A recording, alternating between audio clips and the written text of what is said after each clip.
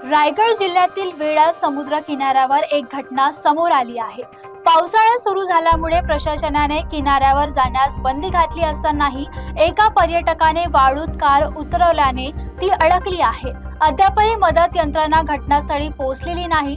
समुद्राच्या पाण्याची पातळी वाढल्यास वाहनाचे मोठे नुकसान होण्याची शक्यता व्यक्त केली जात आहे। रायगड जिल्ह्यातील वेळा समुद्र किनाऱ्यावर पर्यटकांच्या निष्काळजीपणाचा प्रकार समोर आलाय। पावसाळ्याच्या पार्श्वभूमीवर प्रशासनाकडून समुद्र किनाऱ्यावर जाण्यास बंदी घालण्यात आली आहे। तरीही काही पर्यटकांनी नियम धाब्यावर बसवत थेट वाळूत कार उतरवली आहे। मात्र मऊ वाळूमध्ये कार खोलवर अडकल्यानं पर्यटकांची मोठी अडचण झाली आहे।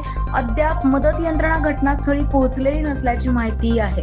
दरम्यान समुद्राची पातळी वाढल्यास कारचं मोठं नुकसान होण्याची शक्यता व्यक्त केली जाते।